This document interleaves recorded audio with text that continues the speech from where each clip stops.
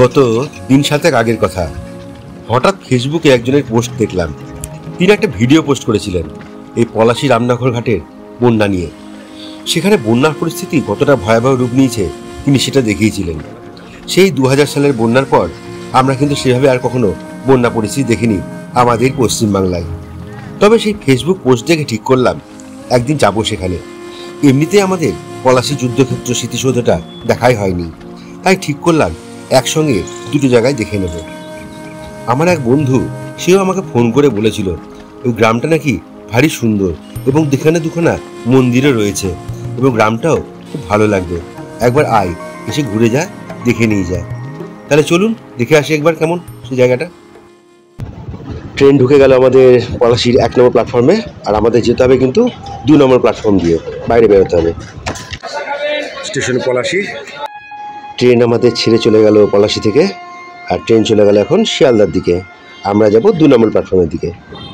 পলাশীর 2 নম্বর প্ল্যাটফর্মে চলে এলাম এখন। আর 2 নম্বর প্ল্যাটফর্ম থেকে বেরিয়ে এই পাশ দিয়ে আমরা চলে যাব, ওখান থেকে টোটো পাবো। 2 নম্বর প্ল্যাটফর্ম থেকে একটা টোটো ভাড়া করে দিলাম পলাশী মনুমেন্ট অবধি। ভাড়া পড়লো মাথা পিছু 15 টাকা। এখন আমরা যাব মনুমেন্ট অবধি। পলাশী স্মৃতিসৌধ গেট এটি, এর ভেতর দিয়ে যেতে হবে আমাদের। এসে নেমে পড়লাম মনুমেন্টের সামনে, আর দেখুন সামনে কত দেবদারু গাছ।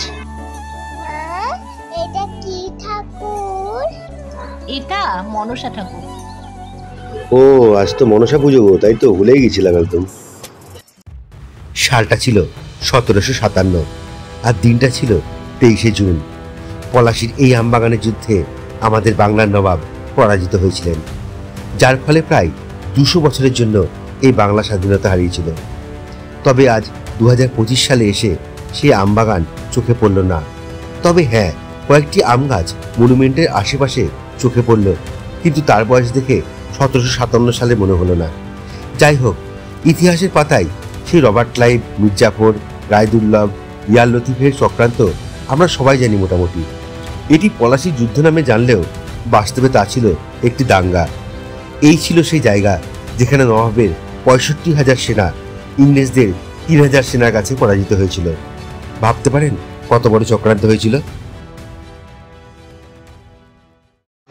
মনুমেন্টের জাস্ট একটু আগে এই মনের মাথার পাশ দিয়ে এই রাস্তাটা চলে গেছে হচ্ছে রামনগর ঘাটের দিকে। আর ডান দিকে একটা অতিথি নিবাস রয়েছে এবং রেস্টুরেন্ট রয়েছে, কিন্তু আপাতত সেটি কিন্তু বন্ধ রয়েছে এখন।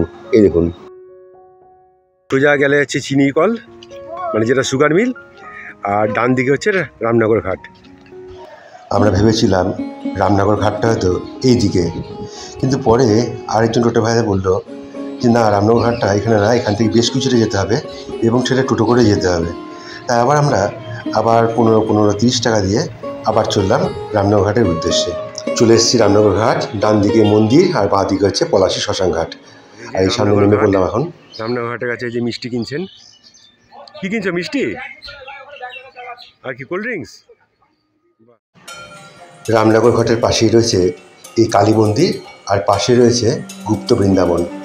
চলুন আগে মন্দিরটা একটু দর্শন করে আসি। ভারী সুন্দর জায়গা, তাই না?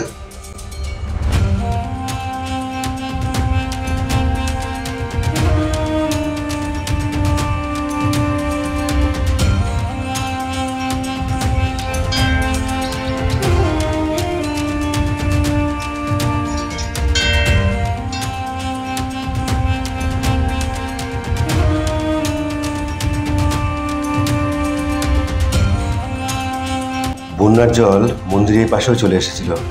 এখন হয়তো কিছুটা নেমেছে, কিছুদিন আগে নাকি অনেকটা জল ছিল এখানে।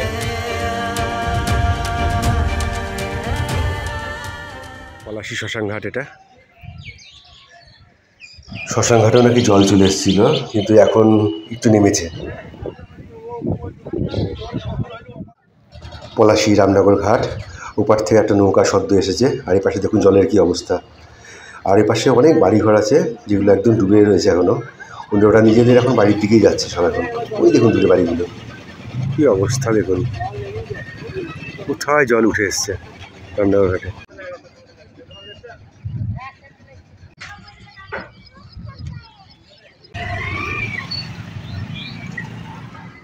ওই যে দূরে ওগুলো সব দোকান বাড়ি সব হেঁটে হেঁটে আসছে, দেখুন দেখুন বাড়ি থেকে।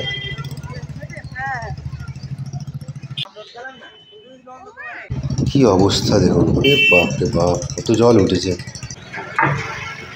বুঝলে গঙ্গার অবস্থা কি দেখো।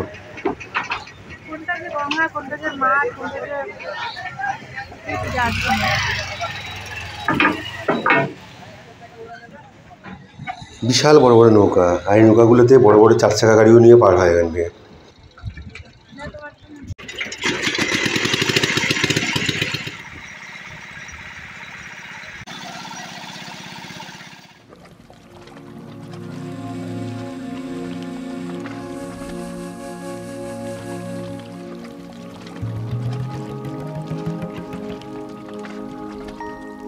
টিভিতে, ফেসবুকে, বিভিন্ন খবরের চ্যানেলে বন্যার ছবি ভিডিও দেখেছি, কিন্তু আজ এখানে এসে তার প্রত্যক্ষদর্শী হলাম।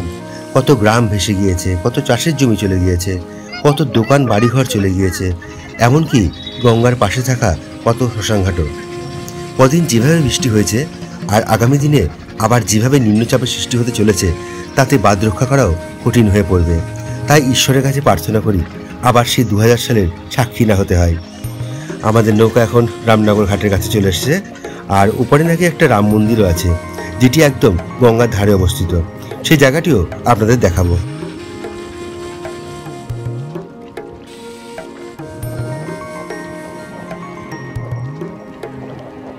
ওই যে রাম মন্দির, একদম নৌকা থেকে দেখা যাচ্ছিল যদিও এটা।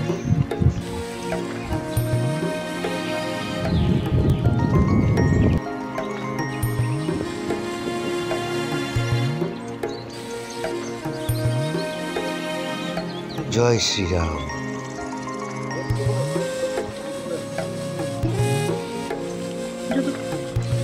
সত্যি খুব সুন্দর বাতাবরণ এখানে, এত শান্ত পরিবেশ না, কি বলবো আপনাদের। চারিদিকে পাখির ডাক, নদীর জলের আওয়াজ আসছে এখানে মাঝে মধ্যে। আর এই মন্দিরটা কত প্রাচীন তা আমার জানা নেই, এবং সে কাউকে জিজ্ঞাসা করলাম, সে তারাও কিছু বলতে পারলো না। বেশ সুন্দর রক্ষণাবেক্ষণ হয়েছে মন্দিরের, বেশ ভালো লাগছে। বেশ শান্ত শীতল জায়গা, আর গাছের একটা ঠান্ডা হাওয়া রয়েছে এখানে।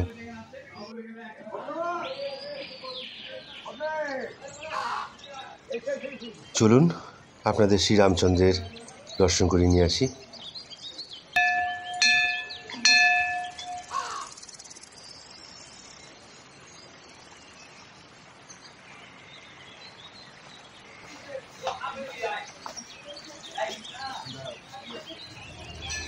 নৌকাটা বোধহয় একটু ভেঙে চুরে গিয়েছে, তাই মেরামতির কাজ চলছে ওখানে। গঙ্গার জল ইঞ্জিনিয়ারলি এত দূর আসে না, কিন্তু এবার জল এত হয়েছে, জল অনেকটা কাছে চলে এসছে। দারুণ হাওয়া দিচ্ছে আজকে, একটা খুব সুন্দর, বেশ ঠান্ডা হাওয়াটা। আর এই দেখুন এখানে একটা নৌকা লাগানো আছে, কেমন খুব শান্তি লাগছে না এখানে একটা। হ্যাঁ, হাওয়া কেমন এখানে শোনা? ভালোই লাগছে এখানে, কিন্তু ঠান্ডা। হ্যাঁ, বট গাছটা যে কত পুরনো তাই গুড়ি দেখলেই বোঝা যায় সত্যি। আর দেখুন একদম বট গাছে একদম পুরো জল একদম নেমে পড়েছে তাই না, পাতাগুলো কতটা জল এসছে। মন্দির তো দেখা হলো, চলুন এবার আপনাদের আশেপাশের পরিবেশটা একটু দেখিয়ে নিয়ে আসি। জায়গাটা কিন্তু খুব সুন্দর, মানে আসলে একদিন খুব বেশ ভালো লাগবে। চলুন একটু গ্রামটাও দেখিনি, আশেপাশের পরিবেশগুলো কত সুন্দর লাগছে সত্যি। আপনারা যদি গ্রাম বেড়াতে চান না, তাহলে এসব দিকে একদিনের জন্য চলে আসুন। এমনিতে খুব কম খরচে চলে আসবেন, ট্রেনে করে আসবেন পলাশী স্টেশন, আর ওখান থেকে 15 টাকা ভাড়া দিয়ে এসব জায়গা অনায়াসে ঘুরে যেতে পারেন একদিনে, কিন্তু খুব ভালো লাগবে। আর দেখুন এপাশে গঙ্গা দেখছি, কিন্তু বেশ খানিকটা ভাঙনও ধরা আছে। এই যে এই পাশটা দেখাচ্ছি, এই যে এই দিকটায় ভাঙনটা বেশি হয়েছে সব থেকে। আর সত্যি খুব দারুণ একটা হাওয়া বইছে কিন্তু। আর এই গ্রামের এই সমস্ত পরিবেশ না, এত ঠান্ডা বাতাস, খুব সুন্দর লাগে, মনে হয় চোখে ক্লোরোফিল লেগে যায়।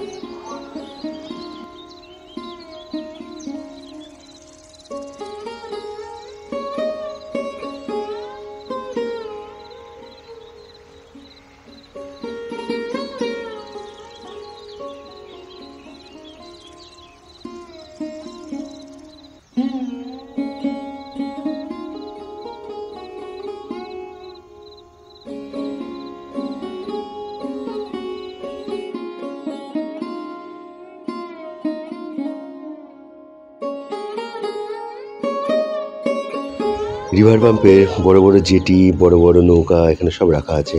এগুলো নৌকা ঠিক না, এগুলো লঞ্চই হবে এগুলো। আর ইন্ডিয়া ফ্ল্যাগও দেওয়া আছে, মনে হয় বাংলাদেশের সাইডে ওগুলো যায় ওদিকগুলো, নাহলে তো ইন্ডিয়া ফ্ল্যাগ দেওয়া থাকবে না। সত্যি এই জায়গা পরিবেশ এত সুন্দর যে মনে হচ্ছে না যেখান থেকে সে এখন তোমার তাড়াতাড়ি করে বাড়ি চলে যায়। মনে হচ্ছে অনেকক্ষণ কাটায় এখানে, অনেকক্ষণ গল্প করি এখানে বসি, প্রকৃতিকে দেখি, আরও কত সুন্দর লাগছে বসে এখানে। আর ওই যে দূরে দেখছেন হলুদ রঙের বিল্ডিংটা, যার উপর একটা টাওয়ারের মতো রয়েছে, ওটাই হচ্ছে পলাশী শ্মশান ঘাট। আর একটু হলে হয়তো জলটা অনেকটা হয়তো ঢুকেও গেছিলো ওখান ভিতরে হয়তো। চলো গো চলো, আবার ফিরতে হবে আমাদের। রামনগর ঘাটের এপাশে খাওয়া দাওয়ার ব্যবস্থা সেরকম দেখলাম না, না সেরকম কোনো হোটেল। আর রামনগর থেকে এদিক দিয়ে চলে যায় হচ্ছে শক্তিপুর আর নিয়ারেস্ট রেল স্টেশন ওই দিকে পারে হচ্ছে আপনার বাজার শো। তাহলে যাই হুপারে গিয়ে দেখি কি পাওয়া যায়, তা ওখানে গিয়ে নয় খাওয়া দাওয়া করবো কিছু। বোটের কালারটা কি দারুণ, তাই না? ইন্ডিয়ান ফ্ল্যাগের মতন। এই বাবা, এগুলো ডুবে গেছে নাকি? কোনো জেটি ফেটি ছিল হয়তো এখানে। আর ওই যে পলাশী শ্মশান ঘাট, একটা বডি এসছে মনে হচ্ছে এখানে। দোকানটা ডুবে গেছে, দেখা একদম জলের তলায়, ঠিক আছে? দোকানটা ডুবে গেছে জলের তলায়। এই যে এটা, এখানে আরো অনেক দোকান ছিল, সব ডুবে গেছে।